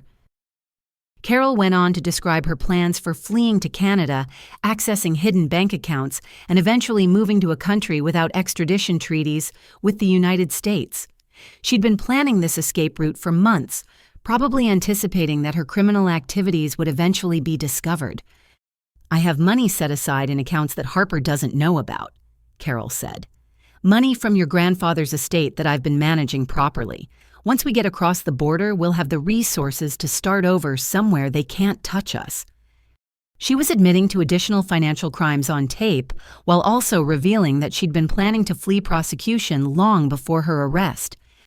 "What about Caleb?" Jessica asked. "Don't you want to see him grow up?" "That boy is never going to grow up normally," Carol replied with casual cruelty. "He's always going to be a burden on whatever family takes care of him. At least, if we'd succeeded with our plan, he would have provided some benefit to compensate for all the trouble he causes." The surveillance team moved in as Carol finished explaining how she viewed my son as a burden, whose only value was the disability benefits he could generate. She was arrested while still talking about her plans to flee the country and her belief that abusing Caleb had been justified. When Detective Rodriguez called to tell me Carol was back in custody, I felt a relief so profound that I started crying in Emma's office. "She's being charged with additional crimes now," he said. "Bail-jumping attempted flight to avoid prosecution and conspiracy to conceal evidence. Between the original charges and the new ones, she's looking at significant prison time." Emma handed me tissues and explained how Carol's attempted flight would affect the legal proceedings. "Her behavior demonstrates that she's a danger to the community and a flight risk," Emma said. "The judge will almost certainly deny bail this time, which means she'll stay in jail until trial." That evening, I sat with Caleb while he worked on his homework, both of us enjoying the peaceful quiet of our house. No more phone calls from manipulative grandparents. No more anxiety about upcoming family visits. No more worrying that someone was plotting to take him away from me. "Mommy, are the bad people gone now?" he asked without looking up from his math worksheet. I realized he'd understood more about our situation than I'd given him credit for. His autism hadn't made him oblivious to the threat our family posed. If anything, his direct way of processing information had helped him recognize danger that I'd been trained to ignore. "Yes, sweetheart, the bad people are gone now. It's just you and me and people who really love us." "Good," he said simply. "I like it better this way." So did I. 3 weeks later, Emma called with news that would change our financial situation completely. "Harper, you need to come to my office immediately. We've been going through your parents' seized financial records, and there's something you need to know about your grandfather's estate." When I arrived, Emma had spreadsheets and legal documents covering every surface of her conference table. Assistant Attorney General Chen was there too, along with a forensic accountant who'd been analyzing my parents' financial crimes. "Your grandfather's will was much more complex than your parents let you know," the accountant began. "The $50,000 they stole was only the first installment of a much larger inheritance." Chen opened a file folder and showed me documents I'd never seen before. "Your grandfather established a trust fund that was supposed to release money to you in stages. $50,000 at age 30, another $75,000 at age 35, and the remainder when you turned 40. I stared at the paperwork, trying to process what they were telling me. "How much money are we talking about?" "The total value of your inheritance, including property and investments your parents never told you about, is approximately $215,000. My legs felt weak. I sat down hard in the nearest chair, overwhelmed by the scope of my parents' deception. "There's more," Emma said gently. "Your grandfather also purchased a house in Michigan specifically for you and Caleb. It's been sitting vacant for 2 years while your parents paid the property taxes and maintenance costs to keep it from being discovered." The forensic accountant showed me photographs of a beautiful 3-bedroom house on 5 acres of land near Grand Rapids. It had been purchased with instructions that it should be transferred to me when I was ready to build a stable home for future generations. "Your parents have been using your inheritance money to maintain this property while hiding its existence from you," Chen explained. "They've spent approximately $30,000 of your money on taxes, utilities, and upkeep for a house they never intended to tell you about." Emma pulled out additional documents showing how my stolen inheritance had been spent.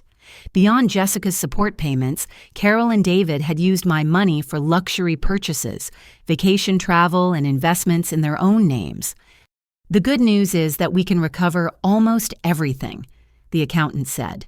"The house is in excellent condition, the investments have actually grown in value, and we've identified bank accounts where most of the liquid assets are being held." Chen explained the legal process for asset recovery. Because this was criminal theft, the court can order full restitution plus penalties.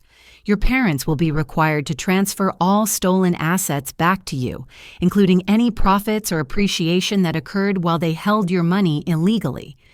I thought about all the times my parents had implied that I was financially irresponsible, all the times they'd suggested that I couldn't afford to give Caleb the care he needed, all the times they'd made me feel like a burden on the family budget. Meanwhile, they'd been sitting on $250,000 that rightfully belonged to me and my son. "There's something else," Emma said.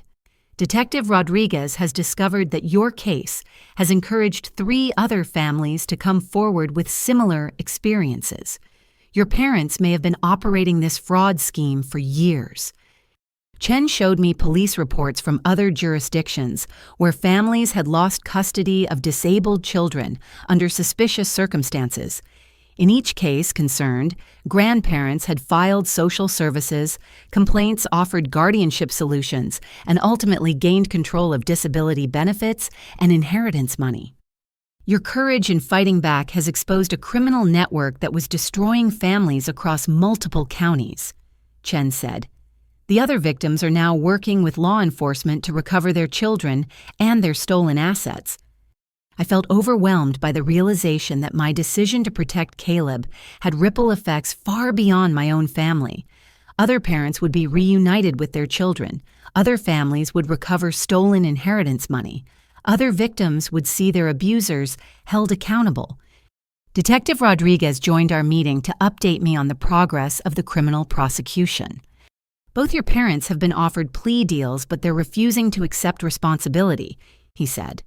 "Your mother maintains that everything she did was justified, and your father claims he was only trying to help you manage finances you couldn't handle properly. What does that mean for the trial timeline?" "It means they're going to trial, which will take longer but ultimately result in harsher sentences if they're convicted," Chen explained. "Defendants who refuse to show remorse or accept responsibility typically receive maximum penalties." Emma walked me through the financial planning we'd need to do for the recovered inheritance. With nearly $250,000 and a debt-free house, I could afford to complete my college degree, establish a proper special needs trust for Caleb, and build the stable future my grandfather had envisioned for us. "The ironic thing is that your parents' crimes have actually secured Caleb's financial future," Emma said.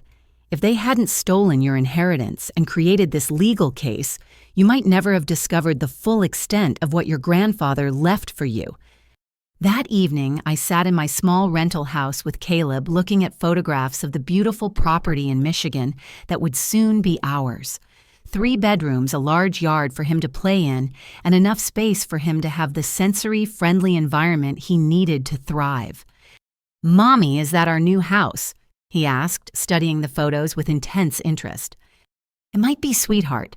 Would you like to live in a place with a big yard and lots of room to explore?" His face lit up with excitement. "Could I have a garden? Could I grow vegetables and flowers?" I looked at my son, whose dreams were so simple and beautiful, and realized that my grandfather's gift wasn't just about money. It was about giving Caleb the space and security to become whoever he was meant to be, without interference from people who saw him as a burden rather than a blessing. "Yes, baby, you can have the biggest garden you want." As I tucked Caleb into bed that night, I reflected on the journey from victim to survivor to victory. 6 months ago, I'd been a confused single mother who thought she was overreacting to family dynamics she didn't understand. Tonight, I was a woman who had exposed a criminal conspiracy, protected her child from abuse, and secured his financial future. But most importantly, I'd learned that sometimes the greatest act of love is refusing to tolerate the unacceptable, even when it comes from people who are supposed to love you unconditionally. My parents had taught me an invaluable lesson: blood doesn't make family. Love, respect, and protection make family. And Caleb and I were building exactly the kind of family he deserved. The news of my parents' arrests spread through our extended family faster than I expected. Within a week of the story being covered in local newspapers, I started receiving phone calls from aunts, uncles, and cousins I hadn't spoken to in years. The first call came from my father's sister, Aunt Linda, who lived in Oregon. "Harper, honey, I had no idea what Carol and David were doing to you and Caleb. I'm so sorry we weren't there to help you." She explained that my parents had been telling extended family members that I was struggling with depression and making poor decisions about Caleb's care. They'd convinced everyone that I was too proud to accept help, and that direct contact would only upset me further.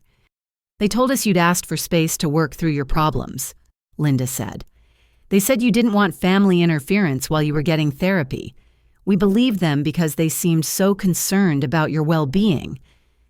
Over the following days, I learned the extent of my parents' manipulation throughout our extended family. They'd systematically isolated me by telling relatives that I was emotionally unstable and didn't want contact. Meanwhile, they'd positioned themselves as the responsible family members who were managing a difficult situation with grace and discretion. My cousin Rachel called to tell me that Carol had borrowed $15,000 from her last year, claiming it was for Caleb's medical expenses. "She showed me bills and doctor reports, Harper. She said you were too overwhelmed to handle the insurance paperwork properly and that medical providers were threatening to stop treating Caleb." I realized that my mother had been using my son's autism as a fundraising tool throughout our extended family, collecting money under false pretenses, while portraying me as an incompetent parent. She never asked me for help with medical bills, I told Rachel.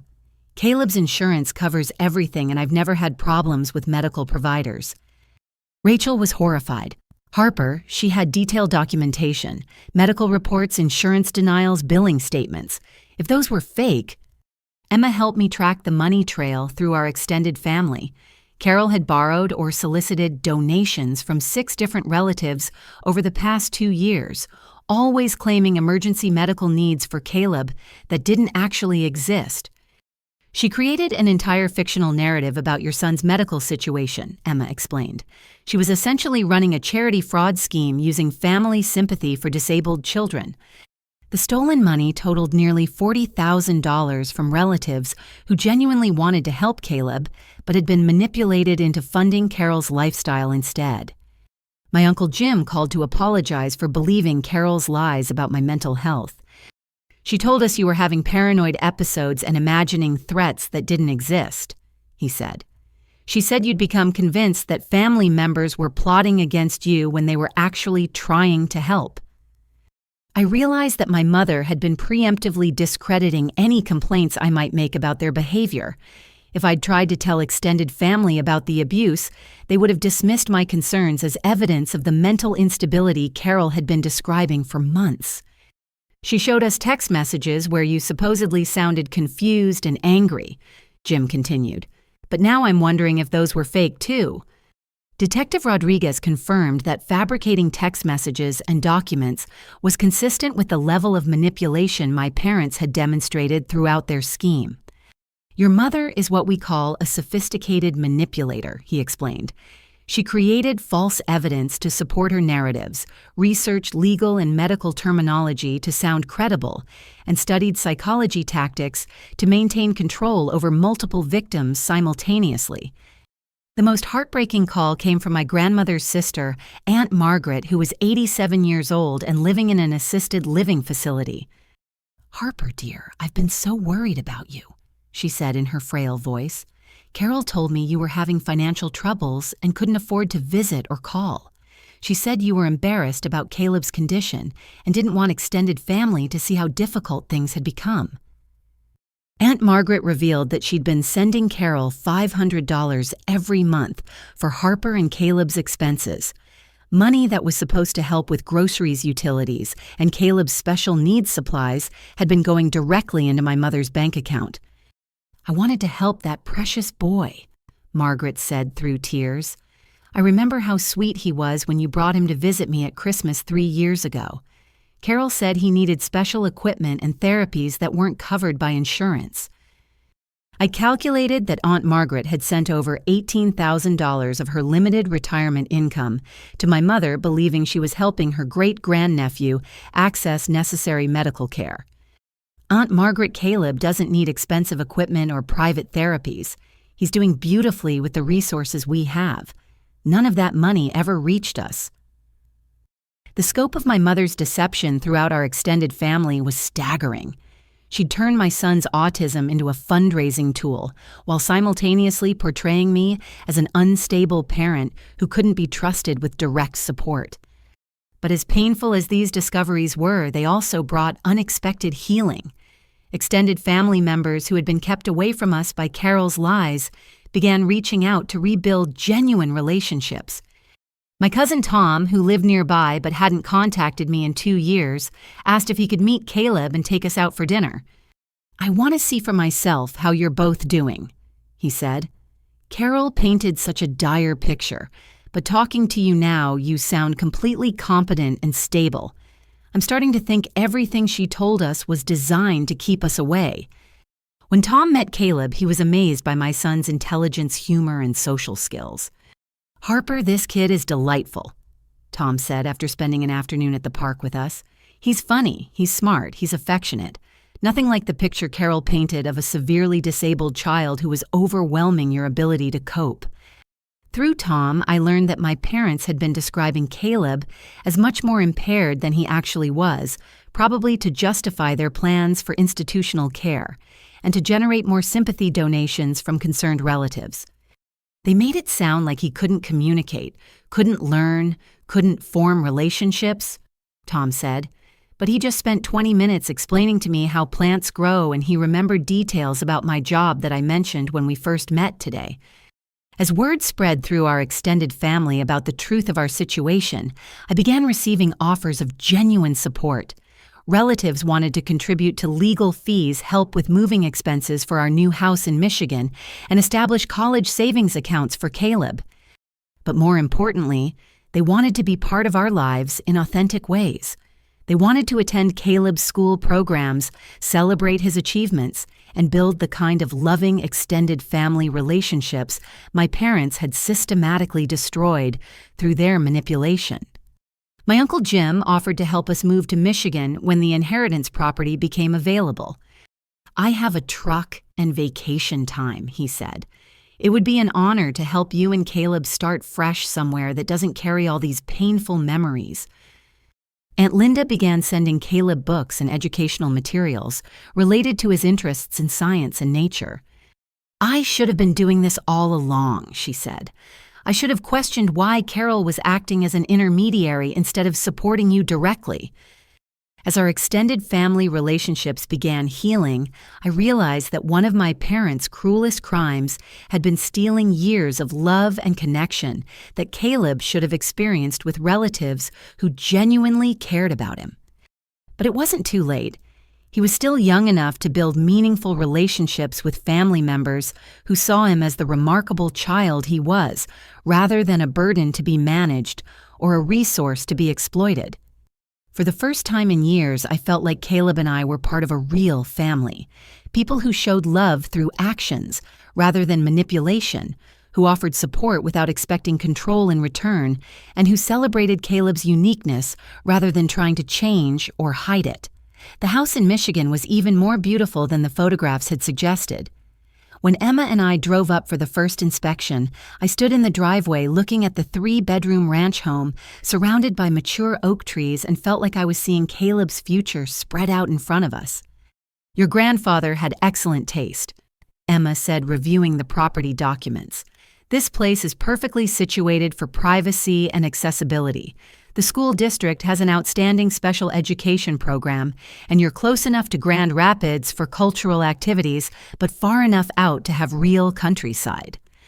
The interior of the house was immaculate, thanks to the property management company my parents had hired with my stolen inheritance money. Hardwood floors throughout the main living areas, a kitchen with modern appliances and plenty of counter space, and a master bedroom with French doors opening onto a deck that overlooked the back acreage. But it was Caleb's reaction during our second visit that convinced me this was where we needed to build our new life. "Mommy, look," he called from the backyard where he'd discovered a small creek running along the edge of the property. "There are minnows and tadpoles. Can we build a pond for them?" I watched my son explore the natural environment with wonder and excitement, no longer the anxious child who flinched when adults approached too quickly. The constant stress of family visits and hidden manipulation had lifted from his shoulders, and his natural curiosity was flourishing again. "We can build whatever you want, sweetheart," I told him, meaning every word. The move happened faster than I'd expected. Uncle Jim kept his promise to help with the physical relocation, recruiting 2 of his sons to assist with loading and driving the moving truck. Aunt Linda flew in from Oregon to help me pack and organize, and Cousin Rachel offered to coordinate utility transfers and address changes. "This is what real family looks like," Linda said as we wrapped dishes in the kitchen of my old rental house. "People showing up when you need help, not when they want to control you." For the first time in years, I felt supported rather than manipulated by family involvement. No hidden agendas, no strings attached, no expectations that I surrender my autonomy in exchange for assistance. Caleb adapted to the move with the resilience that often surprises people who don't understand autism. As long as his routine objects and comfort items made the transition with him, he was able to embrace the adventure of a new environment.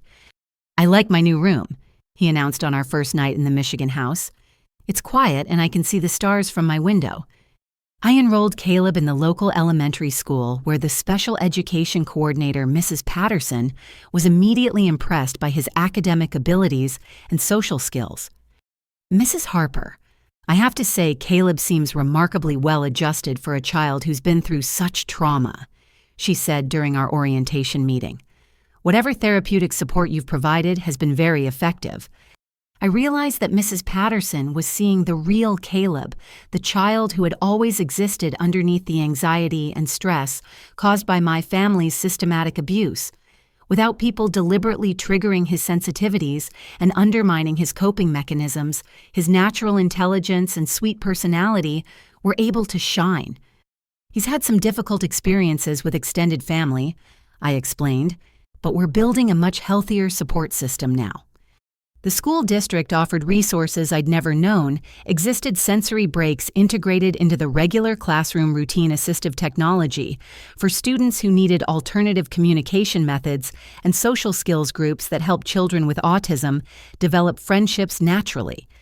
We believe in supporting students within the general education environment whenever possible, Mrs. Patterson explained. Caleb's academic abilities are at grade level or above in most areas. There's no reason he can't succeed in a mainstream classroom with appropriate accommodations. For the first time since starting school, Caleb came home excited about his day, rather than exhausted by overstimulation and social stress. We're learning about ecosystems, he told me enthusiastically. Did you know that every living thing in a habitat depends on every other living thing? It's like a big family where everyone has an important job. I started classes at the local community college working toward completing the bachelor's degree I'd abandoned when Caleb was born. With the financial security provided by my recovered inheritance, I could afford to study part-time while still being available for Caleb's needs. My sociology professor, Dr. Martinez, was interested in my experience with family manipulation and fraud. Have you considered writing about what you've been through? She asked after I submitted a research paper on financial abuse within family systems. Your first-hand experience could help other parents recognize warning signs and find resources to protect themselves.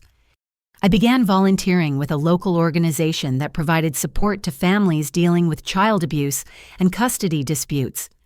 My experience with documenting evidence and navigating the legal system proved valuable in helping other parents who felt overwhelmed by bureaucratic processes.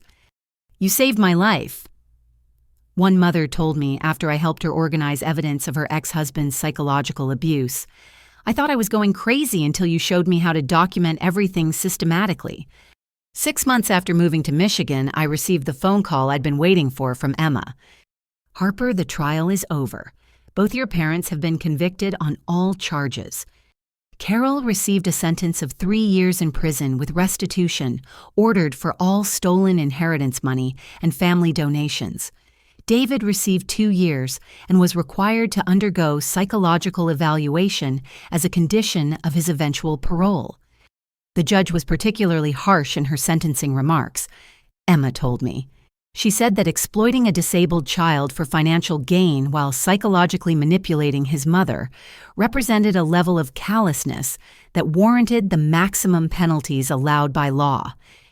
But it was Caleb's reaction to the news that truly marked our transition from victims to survivors.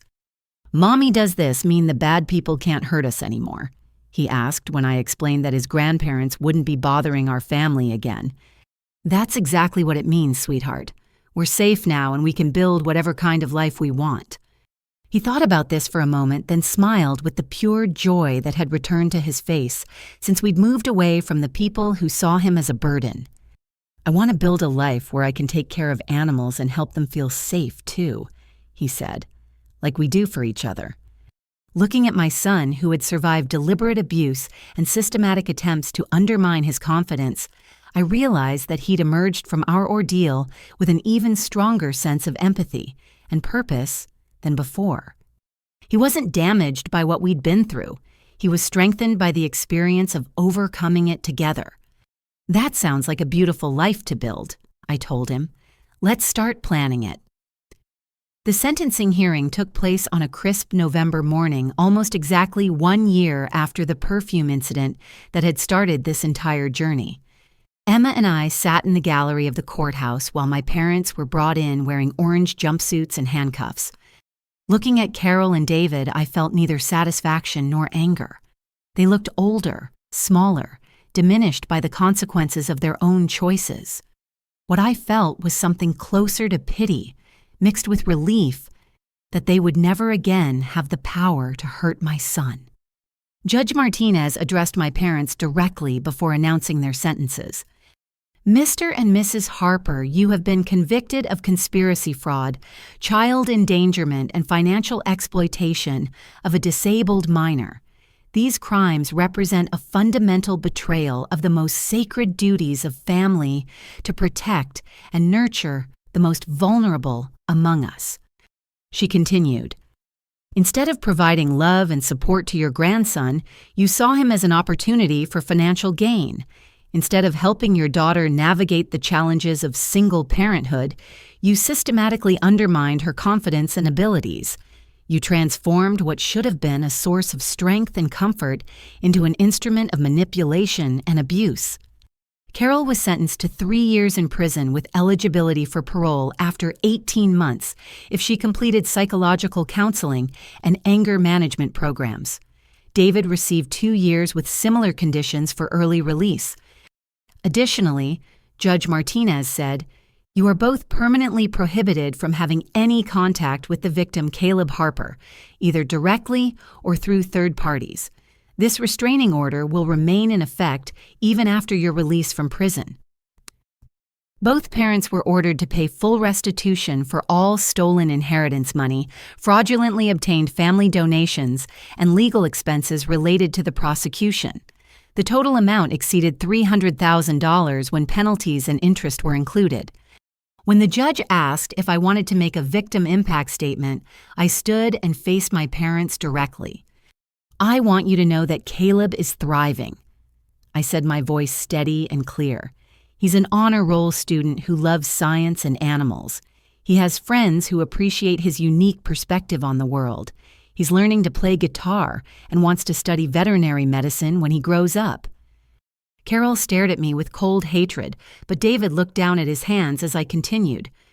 You tried to convince everyone that he was a burden, that he needed to be hidden away in an institution, that his autism made him less valuable than other children.